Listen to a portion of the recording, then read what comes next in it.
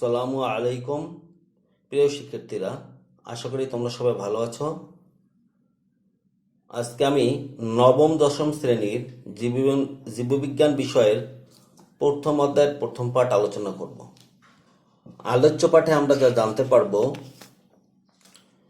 জীববিজ্ঞান সম্পর্কে ধারণা লাভ করব, জীববিজ্ঞানের শাখাগুলি সম্পর্কে জানতে পারব, জীবের শ্রেণীবিন্যাস কিভাবে করা হয় এই বিষয়ে আমরা জানতে পারব, আর শ্রেণীবিন্যাসের উদ্দেশ্য কি এই বিষয়ে আমরা জানতে পারব। প্রথমে আমরা আলোচনা করব আসলে জীববিজ্ঞান জিনিসটা কি। আমরা ছোটবেলা থেকে শুনে এসেছি, যাদের জীবন আছে তারা হলো জীব, আর যেসব জিনিসের জীবন নাই তারা হলো জড়। আসলে বিজ্ঞানের সূক্ষ্ম বিচারে কোথায় জড় অচেতনের শেষ আর কোথায় জীবনের শুরু তা অনেক সময় বলা মুশকিল। কারণ জীবনের ভিত্তিমূলে কাজ করে পদার্থবিজ্ঞান ও রসায়নের সেই একই নিয়ম, যা কিনা জড় জগৎকে নিয়ন্ত্রণ করে। তাই জীব জগৎকে বুঝতে হলে ভৌতবিজ্ঞান অর্থাৎ পদার্থবিজ্ঞান ও রসায়নের জ্ঞানও জরুরি। আবার শুধু যদি কেউ ধারণা করে যে ভৌতবিজ্ঞান সম্পর্কে ধারণা করলেই বোধহয় জীববিজ্ঞান শেখা যাবে, তো সেটাও ঠিক নয়। জীববিজ্ঞান সম্পর্কে ধারণা পেতে হলে জীববিজ্ঞান পাঠ করতে হবে। জীববিজ্ঞান বেশ প্রাচীন বিজ্ঞান। এই জীববিজ্ঞান শব্দটির ইংরেজি শব্দ হলো বায়োলজি, আর এই বায়োলজি শব্দটা এসেছে গ্রিক শব্দ বায়োস, অর্থাৎ এর অর্থ হলো জীবন, এবং লগোস এর অর্থ হলো জ্ঞান। এই শব্দ দুটির সংযোগের মাধ্যমে, যেহেতু চিকিৎসা ও কৃষি সংক্রান্ত ব্যাপারে জীববিজ্ঞানের একটি গুরুত্বপূর্ণ ভূমিকা রয়েছে, সেহেতু সভ্যতার একেবারে আদিকাল থেকেই গ্রিস, মিশর, মধ্যপ্রাচ্য, ভারতবর্ষ ও চীন সহ বিভিন্ন অঞ্চলে জীববিজ্ঞানের কিছু না কিছু চর্চা হয়েছে। যদিও সেসব চর্চাকে আধুনিক বিজ্ঞানের বিচারে ঠিক বিজ্ঞান বলা যায় না, তবু জ্ঞানের এই শাখার বিকাশের জন্য তা অপরিহার্য ছিল। এখন আমরা যে জীববিজ্ঞানের শাখাগুলো আমরা পড়ব, যদিও জীববিজ্ঞান আজ এতটাই বিস্তৃতি লাভ করেছে যে শুধু দুটি শাখা ভাগ করে এখন আর পাঠ করা চলবে না। যে দুটি শাখা বলতে জীববিজ্ঞানের শুধু উদ্ভিদ বিজ্ঞান আর প্রাণীবিজ্ঞানই বলা হতো, কিন্তু বর্তমানে বিজ্ঞানের উন্নতির ফলে কিছু কিছু আছে এরকম জীব যাদের উদ্ভিদ প্রাণী কোনোটাই বলা যায় না, তাদেরকেও বিভিন্ন রাজ্যে ভাগ করা হয়েছে, যেমন ব্যাকটেরিয়া, ছত্রাক, ভাইরাস ইত্যাদি। তো এই জীববিজ্ঞানকে আলোচনা করার জন্য মূলত দুটি শাখা আলোচনা করা হয়েছে। একটি হলো ভৌত জীববিজ্ঞান, আরেকটা হলো ফলিত জীববিজ্ঞান। ভৌত জীববিজ্ঞানটা হলো এই বিষয়গুলোর ক্ষেত্রে তাত্ত্বিক ভিত্তি অনুসন্ধান করাটা প্রয়োগ সংক্রান্ত দিকের তুলনায় বেশি গুরুত্ব পায়। তাহলে আমরা সেই শাখাগুলোটা আলোচনা করব। প্রথমে আসে আমরা অঙ্গ সংস্থান, ইংরেজিতে যাকে বলে মরফোলজি। জীবের সার্বিক অঙ্গ সংস্থানিক ও দৈহিক গঠন বর্ণনাই এ শাখার আলোচ্য বিষয়। দেহের বাহ্যিক বর্ণনাকে বলা হয় বহিরঙ্গ সংস্থান বা এক্সটার্নাল মরফোলজি, এবং দেহের অভ্যন্তরীণ বর্ণনার বিষয়কে বলা হয় অন্ত অঙ্গ সংস্থান, ইন্টারনাল মরফোলজি। এবার আসি আমরা ট্যাক্সোনমি। জীবের শ্রেণীবিন্যাস ও তার রীতিনীতিগুলো এই শাখার আলোচিত বিষয়। এবার আসো শারীরবিদ্যা।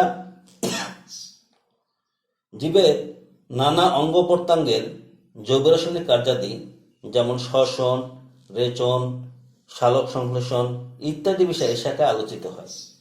এছাড়া জীবের যাবতীয় শারীরবৃত্তীয় কাজের বিষয় এই শাখায় পাওয়া যায়। হিস্টোলজি। জীবদের টিস্যুসমূহের গঠন, কাজ ও বিভাজন সম্পর্কে আলোচনা করা হয়। ভ্রূণবিদ্যা, যাকে ইংরেজি বলে এমব্রায়োলজি, ভ্রূণের পরিস্ফুরণ, ভ্রূণের গঠন, জননকোষের উৎপত্তি ইত্যাদি এই বিষয়ে আলোচনা করা হয়। কোষবিদ্যা বা সাইটোলজি, এখানে জীবদের কোষের গঠন, কার্যাবলী, বিভাজন ইত্যাদি বিষয়ে আলোচনা করা হয়। এরপর আমি যেটা দেখব বংশগতিবিদ্যা বা জেনেটিক্স, জিন ও জীবের বংশধর সম্পর্কে এখানে আলোচনা করা হয়। বিবর্তনবিদ্যা, এর শাখায় প্রাকৃতিক পরিবেশের সাথে জীবের আন্তঃসম্পর্ক নিয়ে আলোচনা করা হয়। এন্ডোক্রাইনোলজি, জীবদেহে হরমোনের কার্যকারিতা বিষয়ক আলোচনা এই শাখার বিষয়। জীব ভূগোল, এ শাখায় পৃথিবীর বিভিন্ন ভৌগোলিক সীমারেখায় জীবের বিস্তৃতি এবং অভিযোজন সম্পর্কে আলোচনা করে এবং জীবের ভৌগোলিক বিস্তারের সাথে ভূমণ্ডলের শ্রেণীবিভাগও আলোচনা করা হয়। এরপরে আমরা আলোচনা করব ফলিত জীববিজ্ঞান। এক্ষেত্রে প্রয়োগটাই হচ্ছে বড়, এখানে তাত্ত্বিক আলোচনা থেকে প্রয়োগমূলক আলোচনা করা হয় বেশি। প্রথমেই আমরা জীবাশ্ম বিজ্ঞান বা প্যালিওন্টোলজি সম্পর্কে আমরা জানব। এক্ষেত্রে এই বিষয়ে প্রাগৈতিহাসিক জীবের বিবরণ এবং জীবাশ্ম সম্পর্কিত আলোচনা করা হয়। জীব পরিসংখ্যান বিদ্যা, জীব পরিসংখ্যা বিষয়ক বিজ্ঞান আলোচনা করা হয়। পরজীবীবিদ্যা বা প্যারাসাইটোলজি, পরজীবী জীবের জীবন প্রণালী এবং রোগ সম্পর্কিত বিজ্ঞান। মৎস্য বিজ্ঞান, মাছ উৎপাদন, মৎস্য সম্পদ ব্যবস্থাপনা ও সংরক্ষণ সম্পর্কিত বিজ্ঞান। কীটতত্ত্ব বা এন্টোমোলজি, কীট পতঙ্গের জীবন, উপকারিতা, অপকারিতা, ক্ষয়ক্ষতি, দমন ইত্যাদি সম্পর্কিত বিজ্ঞান।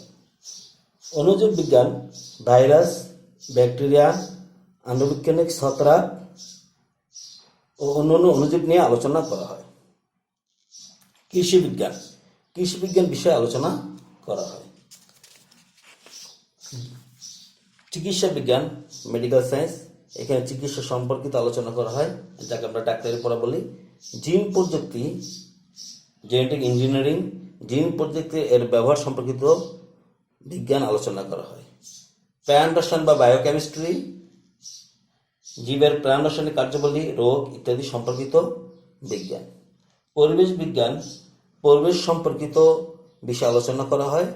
সামুদ্রিক জীববিজ্ঞান, সামুদ্রিক জীব সম্পর্কিত এখানে আলোচনা করা হয়। বনবিজ্ঞান বা ফরেস্ট্রি, বন সম্পদ ব্যবস্থাপনা ও রক্ষণাবেক্ষণ সম্পর্কে আলোচনা করা হয়। জীব প্রযুক্তি বা বায়োটেকনোলজি, মানব বা পরিবেশের কল্যাণে জীব ব্যবহারের প্রযুক্তি সম্পর্কে আলোচনা করা হয়। ফার্মেসি, ওষুধ শিল্প ও প্রযুক্তি বিষয়ক বিজ্ঞান নিয়ে এখানে আলোচনা করা হয়। বন্যপ্রাণীবিদ্যা, বন্যপ্রাণী বিষয়ক বিজ্ঞানে আলোচনা করা হয়। বায়ো ইনফরমেটিক্স, কম্পিউটার প্রযুক্তি নির্ভর জীবনভিত্তিক তথ্য যেমন ক্যান্সার বিষয়ক বিশ্লেষণ এই বিষয়ে আলোচনা করা হয়। তাহলে আমাদের ফলিত শাখাগুলো আলোচনা করা হলো। এরপর আমরা করব জীবের শ্রেণীবিন্যাস। আজ পর্যন্ত বিভিন্ন উদ্ভিদের প্রায় 4 লক্ষ ও প্রাণীর প্রায় 13 লক্ষ প্রজাতির নামকরণ ও বর্ণনা করা হয়েছে। তবে এই সংখ্যা চূড়ান্ত নয়, কেননা প্রায় প্রতিদিন আরো নতুন নতুন প্রজাতির বর্ণনা সংযুক্ত হচ্ছে। অনুমান করা যায় ভবিষ্যতে সব জীবের বর্ণনা শেষ হলে তার সংখ্যা দাঁড়াবে 1 কোটি। কিন্তু এত বড় বিশাল একটি বিষয় সুন্দরভাবে সাজানো প্রয়োজন। আর এই সাজানো সম্পর্কে প্রথম যিনি কাজ করেন তিনি হলেন ক্যারোলাস লিনিয়াস। তিনি প্রথম জীবের পূর্ণ শ্রেণীবিন্যাস এবং নামকরণ ভিত্তি প্রবর্তন করেন। অসংখ্য নমুনা জীবের বৈশিষ্ট্য পর্যবেক্ষণ করে তিনি জীবজগৎকে 2টি ভাগে ভাগ করেন এবং উদ্ভিদ জগতে প্রাণী জগৎ হিসেবে বিন্যস্ত করেন। শ্রেণীবিন্যাসের উদ্দেশ্যটা কি? শ্রেণীবিন্যাসের উদ্দেশ্য হলো প্রত্যেকটি জীবের দল ও উপদল সম্পর্কে জ্ঞান আহরণ করা, জীবজগতের ভিন্নতার দিকে আলোকপাত করে আহরিত জ্ঞানকে সঠিকভাবে সংরক্ষণ করা, পূর্ণাঙ্গ জ্ঞানকে সংক্ষিপ্তভাবে উপস্থাপন করা এবং প্রতিটি জীবকে শনাক্ত করে তার নামকরণের ব্যবস্থা করা। সর্বোপরি জীবজগৎ ও মানব কল্যাণে প্রয়োজনীয় জীবগুলো শনাক্ত করে তাদের সংরক্ষণে সচেতন হওয়া। আশা করি তোমরা আমার এই আলোচনাটা বুঝতে পেরেছ। তাহলে তোমাদের বাড়ির কাজ থাকবে ভৌত জীববিজ্ঞান ও ফলিত জীববিজ্ঞানের মধ্যে পার্থক্য লেখো। ধন্যবাদ সবাইকে।